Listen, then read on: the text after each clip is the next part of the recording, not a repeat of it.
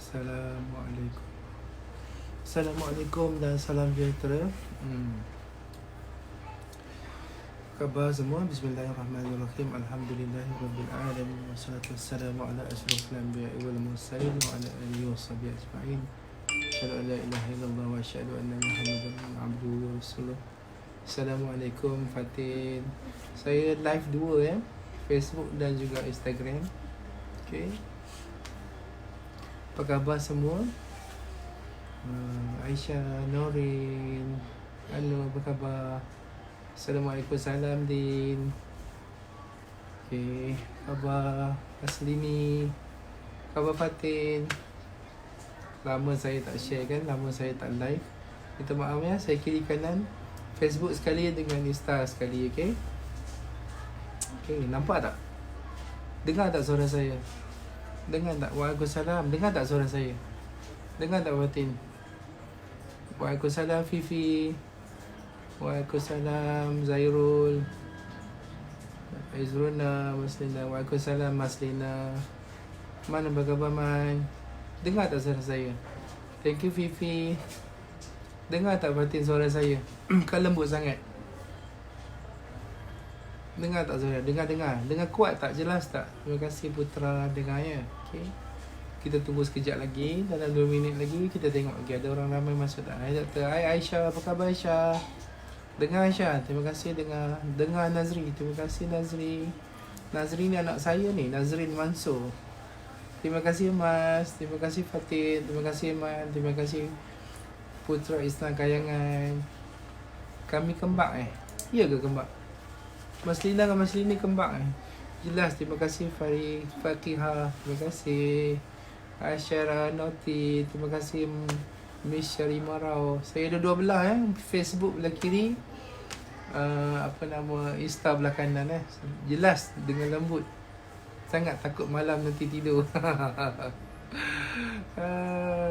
Doktor tak kerja kat HTTM ke? Benda saya pun tak faham.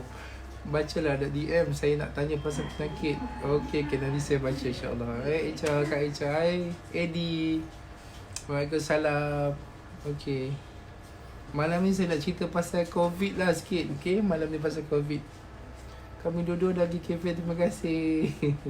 Tujuan live pin tajuk. Okay, pin tajuk saya tak kerti sangat lah. Macam mana tak tahulah pin tajuk kat mana nak pin? Tak kerti pin lah. Tak kerti nak pin saya ni. Saya panic attack. Okay, jangan panik. Relax. Okay, Lily, Kak Ika. Okay, saya dua-dua belah saya akan jawab dua-dua belah. Amin. Okay, jangan panik. Okay. Jangan panik. Relax. Okay, jangan panik. Alright. Okay, cepat nak dengar. Okay, kita dah mula sekarang. Kita boleh mula sekarang Tajuk malam ni adalah 18 minit kan? Okay. Okay, malam ni saya cerita pasal COVID Selepas ni saya akan share topik by topik. InsyaAllah kita buat tak lama 18 minit supaya kita boleh dengar. Dan juga saya pun tak ambil masa banyak. Dan juga kita boleh dengar selepas live tu pun kita tak ambil masa banyak juga. Okay. Ya, cuti. Okay, malam ni saya akan cerita pasal COVID. COVID tu sebenarnya CO tu adalah corona. COVID asal COVID-19 tu CO tu adalah corona. VI tu adalah virus. Okay. D adalah disease, penyakit lah Dan 19 tu adalah tahun dia dijumpai ataupun dia mula melarat iaitu 2019. Jadi COVID-19. Itulah punca nama dia. Okay. Dia adalah sejenis virus yang baru. Virus ni asal kita dengar ceritanya dia adalah perumah dia asal adalah binatang berkelawar ataupun dan ada kata yang binatang macam kucing dan sebagainya. Perumah asalnya adalah binatang, jadi dia tidak memberi masalah kepada binatang. Tetapi bila dia merebak kepada manusia, dia memberi penyakit kepada manusia. Okay? Dan perumah dia yang baru ni adalah pemerumah yang baru adalah manusia, iaitu kita. Jadi dia membiak di dalam badan kita. Dia punya lifespan dia punya kehidupan dia kalau dia tak merebak kepada orang lain, dia boleh mati. Dia akan mati dalam masa 14 hari. Jadi saya nak cakap pada malam ini, kenapa kita kena kuarantin 14 hari, dan kenapa kita buat kerajaan buat untuk kita jangan balik kampung, dan kita disekat ataupun kita panggil dia apa yang sekarang kita panggil tu partial lockdown, supaya kita jangan pergi ke mana-mana. Kerana apa tahu? Kerana COVID-19 ni dia adalah sejenis virus. Dia akan masuk ke dalam bahagian badan kita melalui hidung, mulut dan juga mata. Okey. Jadi siapa-siapa yang kena dengan jangkitan kuman ni, dia akan terus ke bahagian tekak. Selalunya bahagian yang pertama yang kita kena adalah bahagian tekak. Simptom yang pertama selalunya orang akan kena adalah sakit tekak. Sakit tekak, bukan demam lagi ya, sakit tekak. Dia akan sakit tekak sikit-sikit, tak selesa, lepas 2 hari, 3 hari, lepas tu sakit tekak dia makin lama lagi teruk sakit tekak. Selepas tu baru ada simptom-simptom yang seterusnya. Dia akan jadi demam, rasa macam sakit-sakit badan, sakit-sakit sendi. Rasa orang yang kena jangkitan kuman, sekiranya badannya lemah macam orang tua, dia akan cepat demam. Dan kalau orangnya macam agak muda, dia akan rasa lemah-lemah, rasa macam lesu-lesu, rasa tak larat dulu, rasa letih-letih, rasa macam nak demam.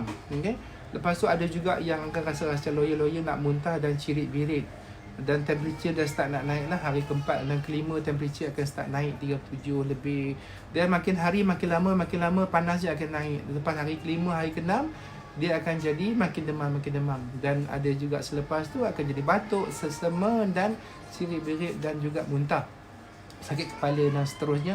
Dah masuk hari 6, 7, 8 tu baru ada sesak nafas. Okey. Masalahnya adalah ketika mana dia mula-mula masuk pada badan kita, kita tak demam tau. Kita tak demam, kita tidak sakit. Faham tak? Terutamanya orang yang kuat. Okay? Orang yang kuat tu maksudnya orang yang immunity kuat lah, yang kita tolak orang tua-tua yang penyakit kronik dan sebagainya tu. Dan bila kita kekuat, kuasa kita melawan tu, dia ambil masa kita nak sakit. Jadi pada ketika awal 3 hari, 5 hari, 6 hari yang permulaan itu, masa itulah kita nak pas kat orang. Masa itu dia dekat tekak kita tu, kita sakit tekak, kita akan terbatuk kan, kita bernafas dan sebagainya, bersin, maka kuman tu akan sampai kat orang dan bagi kepada orang lain. Satu orang yang bawa, dia akan bagi kepada 2,5 ataupun 3 orang yang lain. Maksudnya dia akan bagi kepada 3 orang, 3 orang tu akan bagi kepada 3 orang, dia akan jadi 3 jadi 9. 9 tu akan bagi kepada 3 yang lagi. Jadi dia cepat merebak. Cara rawatan dia, penyakit COVID ni, sampai sekarang kita tak ada lagi spesifik ubat untuk dia, dan kita tidak ada vaksin lagi yang khas untuk dia. Rawatan-rawatan ubat yang diberi oleh hospital-hospital di seluruh dunia sekarang ni masih kita gamble. Kita gamble maksudnya doktor-doktor pakar masih lagi mencuba menggunakan apa ada ubat yang kita ada mampu, antivirus dan sebagainya, anti-malaria dan sebagainya. Saya dengar, saya tak pasti nak jawab macam mana. Kita try and error. Tak ada lagi khas ubat ataupun vaksin untuk merawatnya. Siapa kena, hospital, sama ada dia survive ataupun dia meninggal. Itu je. Okay? Dia akan sesak nafas, lepas tu tak boleh bernafas, kena pakai intubator dan kena intubate dan juga pakai mesin untuk bernafas. Okay? So sekarang ni, macam mana kita nak merawat dia? Kita memang tak boleh rawat dia. Kita tak boleh rawat dia. Kita tak boleh vaksin diri kita. Jadi macam mana kita nak buat? Apa yang China buat, apa yang Itali buat, ada negara-negara lain yang semua buat. Kita terpaksa mematikan dia. Kita tak boleh matikan dia dalam badan kita. Kita terpaksa mematikan dengan cara dia mati sendiri. Okey? Contoh, satu orang, dia akan pas kepada 3 orang. Kita pastikan satu orang tu tak pas kepada orang lain. Dan kuman tu akan mati sendiri dalam masa 14 hari. Dia tak ada perumah baru dan dia mati. Faham tak? Jadi apa yang kita nak buat sekarang ialah dengan menjarakkan diri kita, kerajaan buat tu, undang-undang yang KKM buat tu adalah untuk memastikan supaya kes tu tak meningkat. Supaya kuman tu last sekali dia mati sendiri. Faham tak? Bila dia tak berjumpa dengan perumah baru, dia tak berjumpa dengan orang baru, maka dia akan mati macam tu je. Contoh orang tu disyaki positif. Satu lagi saya nak cerita ada kes COVID positif dalam badan dia, kita check negatif. Maksudnya kita check negatif, tapi dia tak semestinya 100% negatif sebab kuman ni dia agak special jahat sikit. Ada yang kes yang positif, sebenarnya kita check dia, kita jumpa dia negatif. Faham maksud saya? Yang negatif tu tak semestinya negatif. Yang negatif tu kadang-kadang dia masih ada kuman dalam badan dia. Dan orang tu dah dibebaskan ataupun dikuarantinkan, dia masih lagi boleh spreading. Itu yang masalahnya kuman ni. Jadi kita rasa kita sihat. Kita rasa kita kuat. Kita rasa kita belum kena demam. Kita belum ada batuk, sesama cikit-bikit. Kita nak balik kampung. Bila kita balik kampung, kita pergi balai polis beramai-ramai nak ambil surat. Kita berebut pergi pasar raya untuk beli makanan dan sebagainya. Kita berkumpul beramai-ramai dekat bus stop. Kita beli dekat bus station. Kita pergi semalam balik kampung beramai-ramai dekat RNR dan sebagainya. Kita akan berjumpa dengan ramai orang. Jadi kat situlah orang yang akan pas kepada seorang dan kepada seorang dan kepada seorang. Faham tak? Jadi itu yang saya nak sebut. Kita sepatutnya kena tahu bahawa kita jangan bagi virus ni survive. Kita kena matikan dia kat tengah jalan. Kita tak boleh matikan dia kat badan kita. Sebab ubat dia tak ada. Vaksin dia tak ada. KKM dengan staff doktor semua sangat-sangat susah hati. Sebab kita tak ada ubat untuk dia sebenarnya. Kita more on life support. Kita masukkan air. Kita try and error bagi antivirus. Dan harap orang tu kuat dan baik sendiri. Itu je. Jadi kita nak matikan kuman tu tak boleh mati dalam badan kita. Faham? Kita nak matikan dia dengan tengah jalan. Maksudnya bukan tengah jalan raya.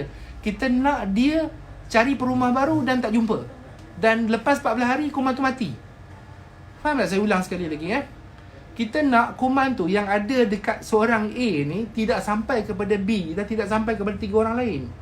Sebab tu kita kuarantinkan dia. Kita jangan bagi kita dekat dengan dia 1 meter. Jangan dekat 1 meter. Jangan dekat dengan orang dengan 1 meter. Jarakkan 1 meter jauh. Dan orang-orang yang ada batuk sesama protect.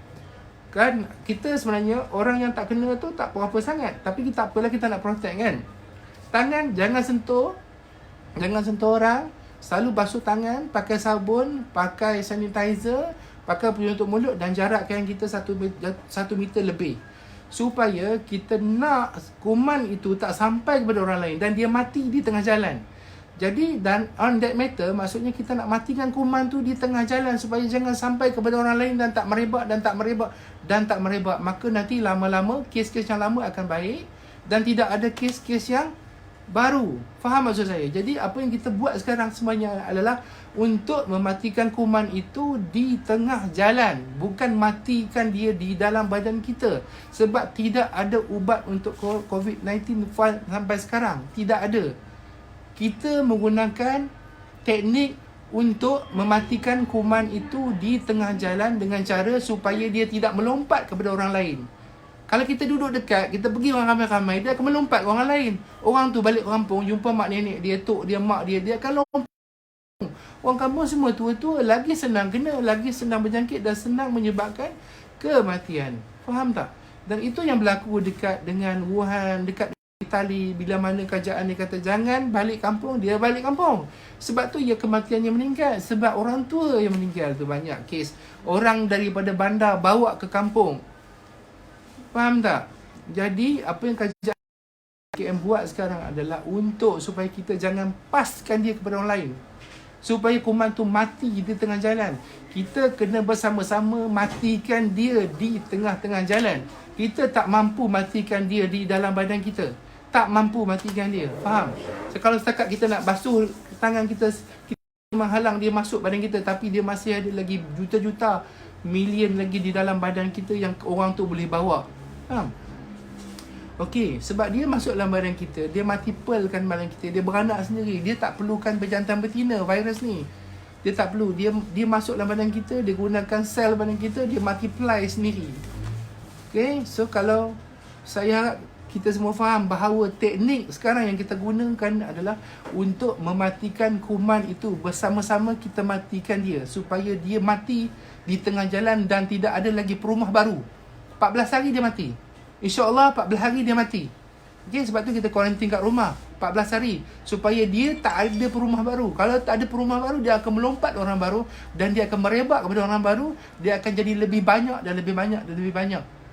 Okay, so kalau mana yang ada sekarang, kita kuarantinkan dia, orang lain selamat insyaAllah. Dan kuman tu lama-lama dia mati. Dia duduk dalam badan kita pun lama-lama 14 hari dia akan mati. Faham? Faham? Jadi kita support lah. Kita support kerajaan. Kesian kat doktor-doktor. Faham? Saya pun sedih kak. Saya pun kena kerja. Faham? So saya pun kena kerja juga. Saya pun kena tengok orang sakit juga. Kalau diikutkan saya pun malas juga. Takut juga. Sebab saya nak balik rumah tengok anak-anak semua kan. Bini-bini kita. Dan saya juga kemungkinan dapat dijangkiti. Dan juga saya boleh pass kepada pesakit-pesakit yang lain. Jadi buat masa sekarang, saya harap kita sama-sama berdoa dan kita kena sama-sama support. Janganlah saya tengok malam-malam buta duk lagi pergi main-main, jalan-jalan main motor kan. Alright, so kita elakkan diri kita. Kalau apa-apa hal pun nak pergi beli makanan ke, kita jarakkan diri kita, pakai mask. Jangan pergi ramai-ramai, jangan bawa anak-anak, jangan pergi berpesta-pesta, jangan pergi sana. 14 hari kita matikan kuman tu, kita harap dia mati di tengah jalan. Kuman tu akan mati dalam masa 14 hari insya-Allah. Jangan bagi dia beranak kepada orang lain. Dia beranak kepada orang lain. Dia akan automatically beranak ke tempat orang. Jadi kita jangan bagi dia beranak. Itulah satu cara nak mematikan kuman tu. Itu saja satu cara je. Tak ada cara lain, antivirus ataupun antibody ke benda, vaksin semua tak ada lagi buat masa sekarang. Kitalah orang yang akan mematikan kuman tu dengan secara natural. Okay? Alright? So buat masa sekarang ujian saringan yang kita ada kat hospital-hospital, kita ada very limited. Kita tidak ada buat semua saringan. Apa tanda-tanda yang anda perlu ingat? Nombor satu, kalau sekiranya kita ada bermula dengan sakit tekak dan sakit tekak kita makin teruk. Nombor satu, kita kena ingat sekiranya kita, kawan-kawan kita ada cerita bahawa dia dah kena. Okay? Kawan-kawan kita selalu kena. Bila kita dengar dan kita pernah ada rasa jumpa dengan dia, kita pergi check. Dan saya minta sangat siapa-siapa yang pergi jemaah-jemaah tabligh yang pergi dekat masjid Sepetani Baru ni, kawan-kawan dan saudara, jangan takut. Kita tak akan bunuh dia, kita tak akan tangkap masuk penjara. Kita cuma nak memeriksa dia dan merawat dia dan memastikan dia tak bagi kepada orang. Janganlah takut, tak takut. Kita tak marah pun, tak marah. Kita nak dia datang. Kita nak dia tak pas kat orang. Faham? Okay? Sebab semua orang takut sekarang ni. Semua orang takut. Seluruh dunia takut. Dulu kata Trump tak takut. Trump pun takut dah sekarang. Trump tu duduklah Tuan Trump dah sekarang. Semua orang takut. Okay? So sekarang ni kita tak perlu salahkan siapa-siapa. Kita sama-sama pakat. Kalau kita jumpa siapa-siapa kat luar, kita sampaikan bahawa kita jangan duduklah kat rumah. Kalau siapa-siapa nak beli barang, seorang aja. Okay? Pakai mask. Make sure ada sanitizer bawa. Jangan dekat-dekat, jauh-jauh. Okay? Beli barang sikit-sikit balik. Kedai runcit tak tutup. Kerajaan kata tak tutup. Tapi jangan berebut. Ramai-ramai tu pergi. Semalam pergi balai polis, dah ramai. Bila pergi balai polis ramai, kan boleh merebakkan penyakit juga. Jangan macam tu. Tak payah balik kampung. Kalau sayang kat mak, sayang dekat bapa, sayang kat orang kampung, jangan balik sekarang. Esok cuti sekolah, raya kita balik. Sekarang ni adalah masa untuk supaya jangan kuman tu pergi ke kampung pula. Itu teknik dia. Kita matikan dia bersama-sama. Saya tolong mati sikit, makcik mati sikit, abang sikit, adik sikit. Selama kuman tu mati. Ini adalah teknik untuk mematikan dia secara natural. Dia akan mati dalam masa 14 hari. Tak payah letak sanitizer, tak payah spray. Dia mesti akan mati. So dia tak adalah perumah baru. Dia tak akan beranak. Kan? Maksudnya kita matikan orang tu dalam masa 14 hari. Bukan matikan pesakit. Pastikan kuman tu mati. Okay? So saya beri penjelasan sedikit kenapa teknik orang kata menjarakkan diri dan supaya quarantine teknik ni ataupun orang kata sekatan secara separuh ni adalah untuk membunuh kuman tu. Kita bagi support ke government, kesian kat staff government, KKM, penat. So tolong bagi kerjasama, okay? Tolong sampaikan, okay? Saya rasa itu saja untuk hari ni. Banyak lagi soalan-soalan yang saya tak dapat jawab. Dah lebih 18 minit kan? Dah lebih. Kalau kawan-kawan nak saya live lagi setiap hari, saya boleh live 18 minit. Okay? Lepas tu kalau sekiranya ada soalan-soalan nak tanya, letak kat bawah. Kemungkinan live saya seterusnya saya akan baca soalan 5 daripada FB, 5 daripada Insta. Saya jawab soalan macam tu. Sebab kalau saya jawab macam ni mungkin agak susah untuk saya jawab. Saya jawab topik by topik berdasarkan soalan-soalan yang saya tanya. Saya akan tulis macam Ustaz Azhar Idrus kan dia baca soalan kan. Saya buat macam tu. Okay? Nanti kita akan listkan. Okay, terima kasih banyak-banyak. InsyaAllah mudah-mudahan kita sama-sama beri kerjasama kepada government. Tak payah gaduh-gaduh, kita sama-sama support, okay?